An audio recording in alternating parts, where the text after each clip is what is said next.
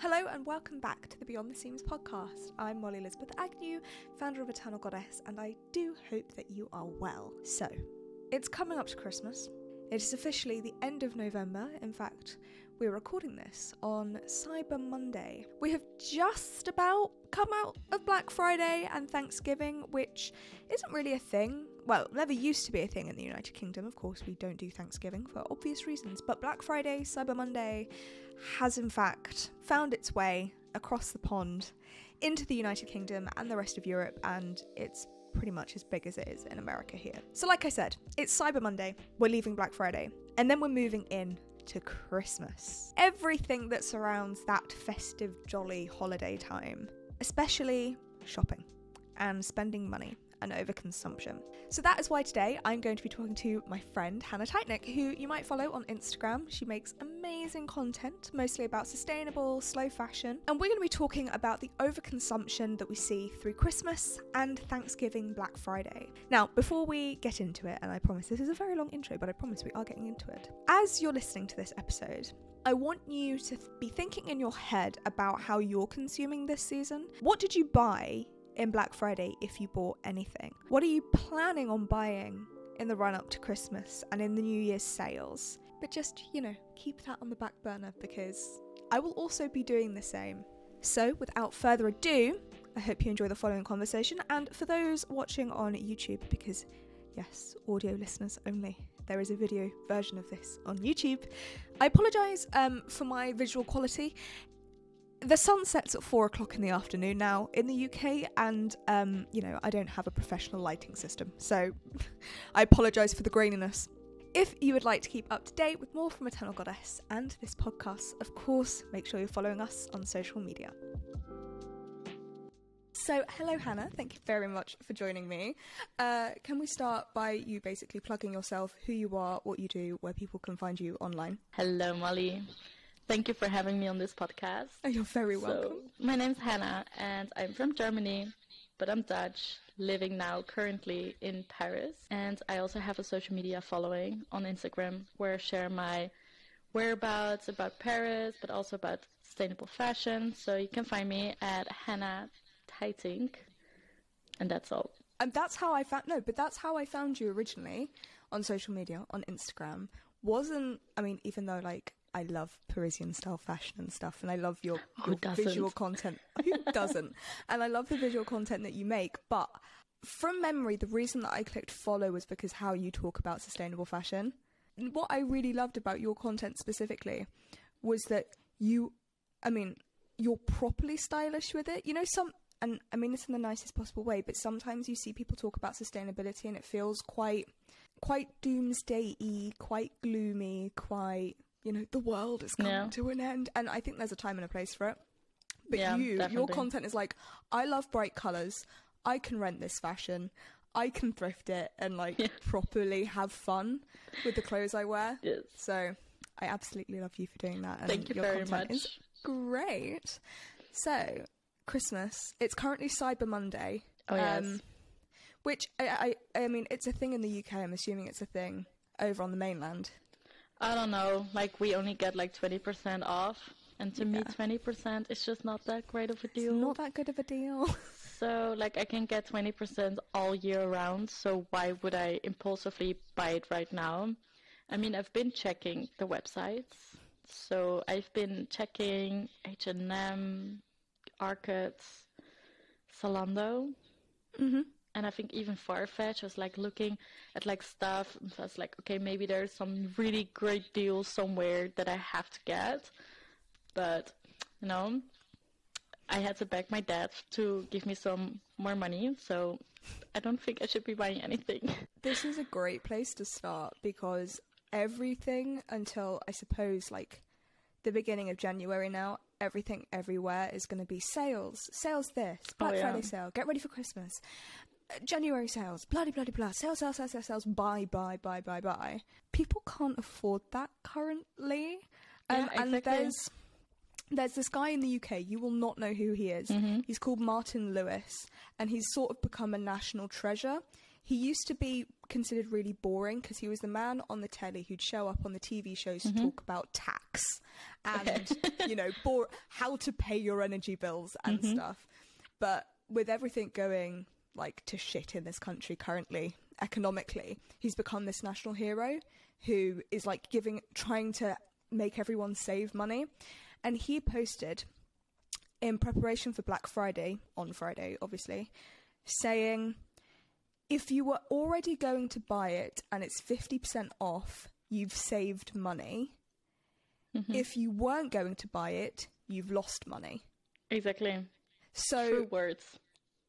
Very true words, and definitely the words I needed to see before accidentally buying loads of things on Black Friday that I didn't need. Yeah.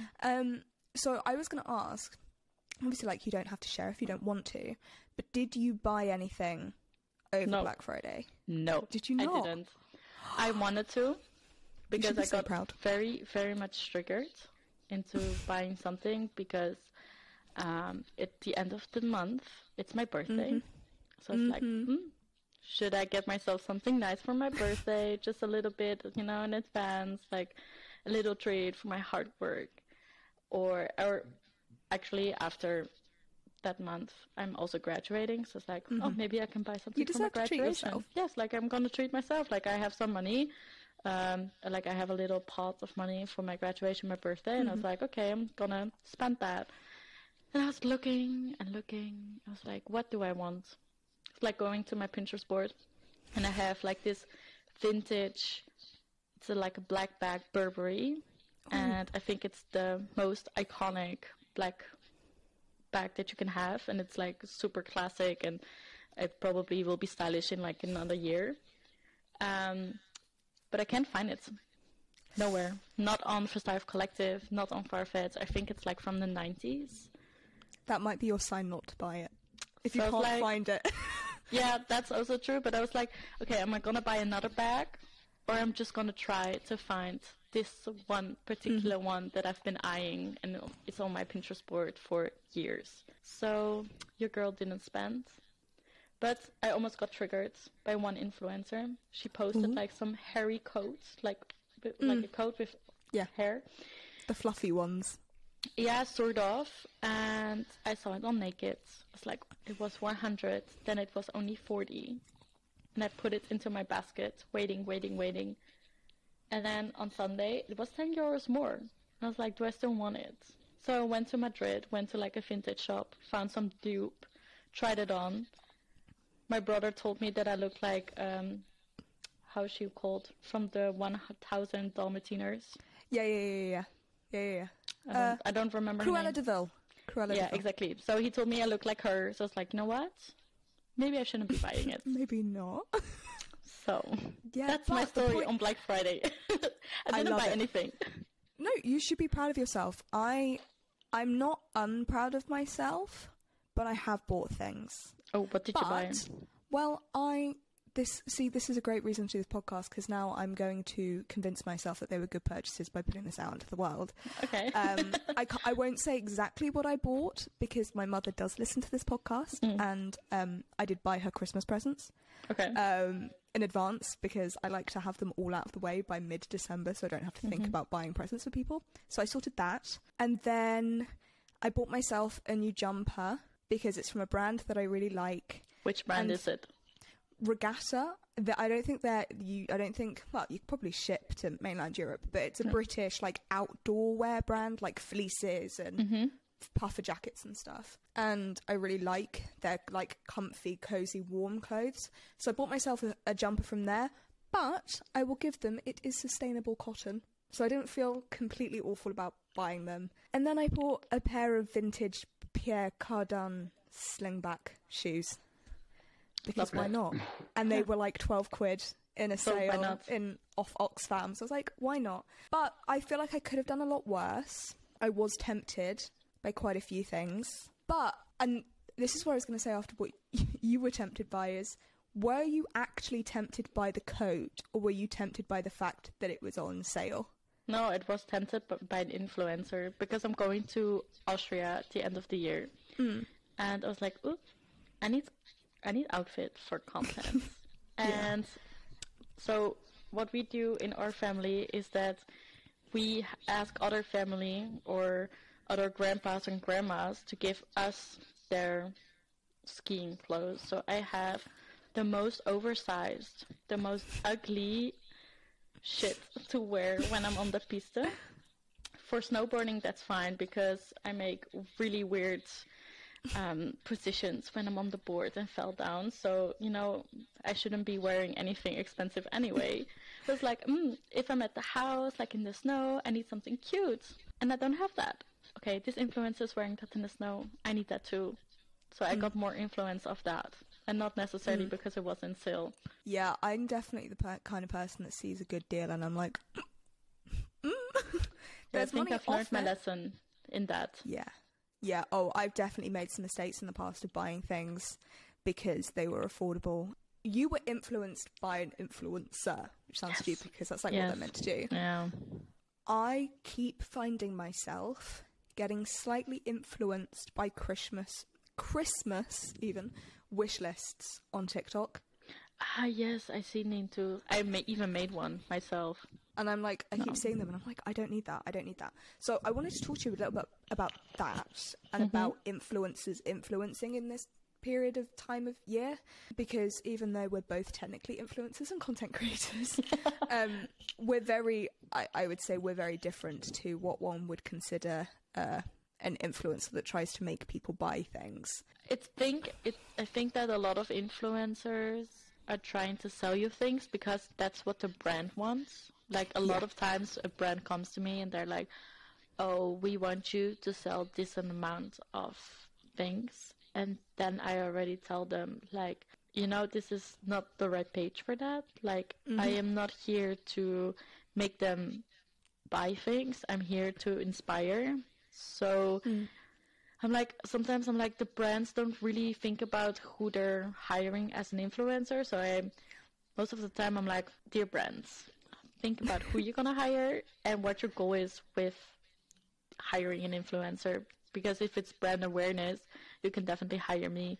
But if it's me that has to sell so many things, nope. Look, just a message to brands in general. Before you send emails to people, please actually check the person that you're emailing things to. Yeah. I tried to spell my name. Thank you. H-A-N-N-A-H.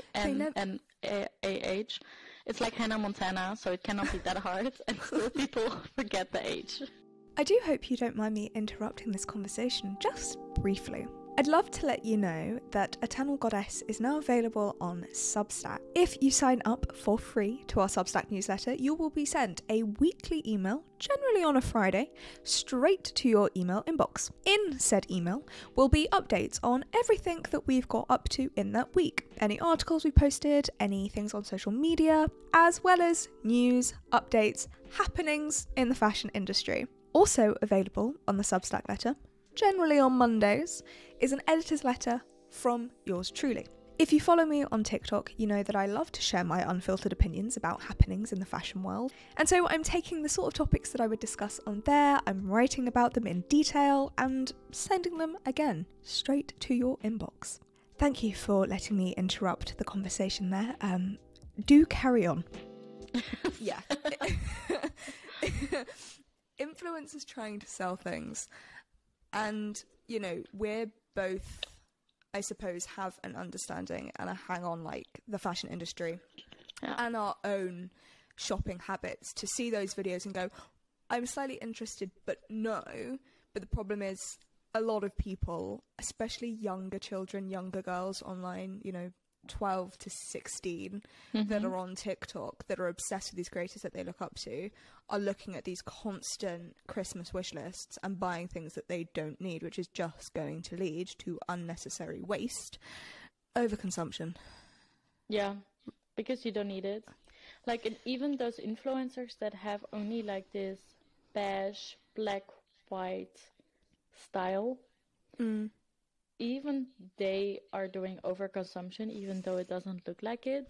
And I think that's a very funny thing to look at, because when we see like a colorful or a maximalist as an influencer, we see like, oh my god, she has to wear the same thing, or she has so many clothing items, so she doesn't rewear her items. But when I'm looking at like a, minimalist influencer, I still see them not wearing the same thing, but it's kind of the same thing, but from another brand. Well, do you have anything on your wish list now you've seen the Christmas wish list on TikTok? That's a good question. I made on my TikTok earlier this season, maybe at the beginning of October, I made a video that was a wish list video. It was my things that I am missing from my wardrobe that I want to have in my wardrobe by the time winter is over. Oh, I think I've seen that one. Yeah, so I've ticked off 2 of my list. There are only like 5 things on the list. I think I've ticked off 2, which was a really versatile little black dress, because for some reason I have ball gowns, or I have like really casual throw-on things. I don't have like that in between, so I did that. And I wanted some black heels because I really struggle to find shoes that fit me. And I managed to thrift the shoes, and I bought the dress, and that's about it. And honestly, it's this time of year where, friends and family are like, what do you want for Christmas? And I never ask for clothes. I've never really been one to ask for clothes. I don't trust people to buy me clothes that I like. And wow. Like, with all due respect to my mum, with all due respect to my girlfriend, I love them. They know my style, but I'm very particular. And I don't see the point in them buying something, spending the money, and then me not liking it. So if I want a specific item of clothing, I'll just buy it with money that's been given for Christmas or my birthday. Oh, yeah. So okay, I don't really have a fashion wish list at the moment. I mean, look, ideally I'd love to buy a Gucci jacket, but I can't afford it, so it's not really on my realistic wish list. I have that too. Like, because of my birthday, so because of my graduation, like I have some money, but treat yourself. It is not enough to buy my, what is it? It's like a Gucci red bag. You can buy it for like, I think 2,600. You might be able to find it secondhand somewhere. No, I couldn't. I already did. I tried. So I'm like, you know what? If I cannot afford that, then maybe I should just wait and tell everybody, like, I will call you when I find something. And then I will call you and be like, now you can give me the money. I mean, look, I'm the same. My birthday was a month ago today. I just saw the date. It was a month ago today. And I spent my birthday with my mum and my family in London, and we did some shopping and stuff, and I got a few things, nothing big, but I got some lovely stuff. It was my 21st. It was nice. But my dad doesn't live in the UK. My dad lives in France, like you. So I didn't see him on my birthday. He couldn't get over. And it is still a month later, and he still keeps texting me all the time, Molly, what do you want for your birthday? And I keep going, I don't know. And he keeps going, what do you want for your birthday? I don't know. And it's about to turn in, I'd say, a week. The text will turn from what do you want for your birthday to what do you want for Christmas. Going through Black Friday, talking about Christmas wish lists, I want to sort of start rounding out the conversation with giving the audience some shopping tips. How the hell do we stop ourselves? What do you like, do you have like a tick box when you're looking at something to decide whether you should or shouldn't buy it, whether you'll use it, whether you won't? Because I have to. That's how I stop myself. I have to. So I think 2 weeks ago I got obsessed with Notion. Oh, I love my Notion. I love Notion now. So I made like a wish list. And on my wish list, let's have a look. I think I have some things that I was like, oh yeah, I want this. I said Yves Saint Laurent sunglasses because I see one of those influencers wear them all the time. Then I put them on my face this weekend. And everybody tells me like, no, it's too dark. It's too harsh. The black is just not really complimenting you as a person. So it's like, all the influencers have it, and I need it too, because I, at the end of the day, am an influencer too. So no. But this is a thing though. I have a thing now, especially if it's going to cost me like, let's say over £100, which is rare. I rarely spend that much money on anything, let alone clothing. But if I do, or I'm tempted by something like that, I will never buy it online. I have to try it in person. Yeah, because exactly. for me, the worst feeling in the world is buying something online, being so excited for it, waiting for it to arrive. It arrives, you're so excited to open the package. You open the package, oh my god, it's gorgeous. And you put it on, and it doesn't look good. Or it doesn't fit, or it doesn't suit you. Do you know the Dwarf Avenue brand? Yeah. I think everybody knows. Like, I've been Everyone I've been obsessing with them as well. Like, I have a skirt. You're the target market, though. Yeah. You're the right kind of person for it. Yeah, I have a skirt, I have pants, and I have a blazer. And I bought the skirt and the pants secondhand on Vinted. And I was like, Mom, just to have like a set, I need this blazer for my birthday. She was like, yeah, what size do you need? And like, in France, for all the sizes, I need an M because I have shoulders. I want to move around. I don't want it to be too stiff. Yeah. So I was with other friends that day, and I was like, oh, do you wear the Dwarf Avenue blazer? She's like, yeah, I do. I was like, oh, can I try it on? So I tried it on, and she had like an XS. I was like, damn, this is already pretty much oversized, and it's fitting. So it's like, okay, should I do an XS? But I don't know. I was like, you know what? If I want to put a sweater underneath it, I need an S. So at the end, we ordered an S, and it was like perfect. But I think that if I've ordered it, I would have chosen an M because I don't look at the chart because I'm lazy and stubborn. So yeah, thank God that I could try it on because otherwise I would have been sending it back, and then I would lose money because I think sending back costs another 20. Like the blazers are expensive, like I think almost 200. So oh yeah, they're really expensive. I've never tried one on, and if it was me, I would have chosen an M. Yeah, that would have been what I would have gone for. So good to know if I ever decide to buy a Jeff Avenue blazer. Not currently at the top of my wish list, but I might. So my tip was also be like, look around, try out, and go into the store because you probably will find out that the size that you were going for is not the right one. Yeah. Also, I think it's important to try on because it's really easy to impulse purchase.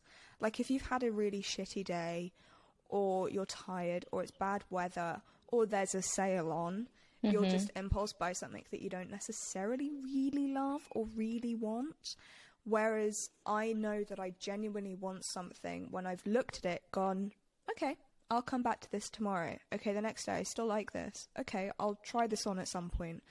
Okay, I still liked it when I tried it on. You know, in this modern world where things move quickly, my opinions on fashion and the things that I like change like the wind.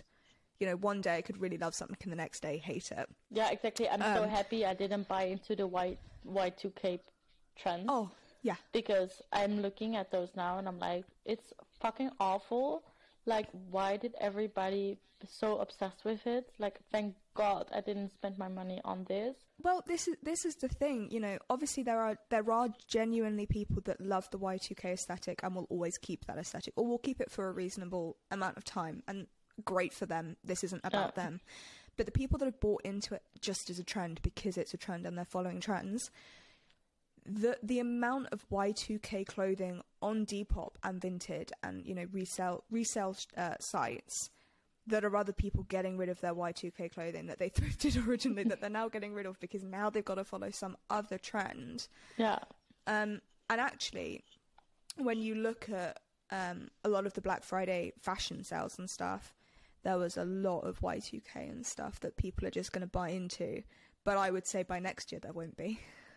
No, I don't think so. I think we will go back to like more of being like minimalistic, and also people won't have that much money, so I think the trend cycle will probably slow down a little bit more than we had during lockdown, because during lockdown everybody was like, this is going to be the next trend, this is going to be the next trend, and I think now we will probably go back to like a little bit more slowed down trend. Yeah, probably. But I was already reading about the next trends at Vogue, because it's like trying to be maybe also buy into that direction so that I know what's going on.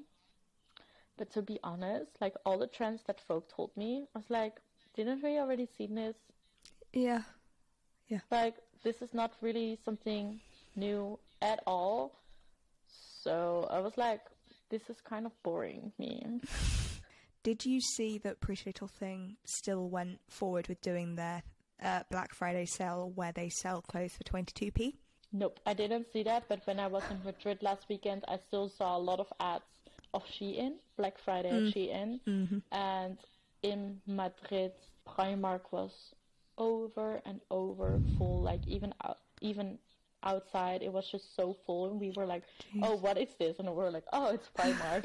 This is the perfect closing with the message that is, make sure you're following on social media the quote-unquote right influencers for you. Yes. Follow people that are going to influence you in the direction that you want to be influenced in. If you don't want to be influenced into buying into 22p clothes on Black Friday, maybe reevaluate who you're following on social media, and instead you can follow people like Hannah. Where can we find you on social media? On Instagram, it's Hannah Teitink. I don't know how to say my last name in English. And on TikTok, it's the same. And if you follow me on Reds, it will be the same. You can find me everywhere. Oh, I love how easy it is to find you on social media. I love when someone has the same handle across social media. It makes everyone's life so much easier. Thank you so much for listening to the Beyond the Scenes podcast. I do hope you enjoyed that chat with Hannah. Please make sure you're following her on social media. Her Instagram is amazing. She has amazing photography. Also worth trying to find her on TikTok, because someone on TikTok keeps stealing her Instagram videos and posting them as if they're herself. And they've got a ridiculous amount of following, and it isn't actually Hannah behind the account, which shouldn't be legal, and yet somehow it's happening. Now, at the beginning of this podcast, before this conversation with Hannah, I asked you to keep in mind your shopping habits over Thanksgiving and moving into Christmas and New Year. Obviously, this is a one-sided conversation, so you aren't going to immediately answer back to me with what you discovered. But I am interested to know, maybe you realised, oh, you know what, maybe I bought a bit too much in the Black Friday sales that wasn't necessary. Maybe you thought, oh, actually, you know what, I didn't really buy anything and I'm really proud of that, or I actually bought things that I've been really needing that were a necessity and I managed to get them at a cheaper price. You know, there's a cost of living crisis, so you got to do what you got to do. But like I said, I would love to know your thoughts on this, so please do send me a DM either through Eternal Goddess or through my personal social media, and I would just love to open up this conversation further, keep the talk going, because I think it's a really vital conversation. So once again, thank you for listening. If you'd like to keep up to date with Eternal Goddess and more from our podcast, make sure you're following us on social media.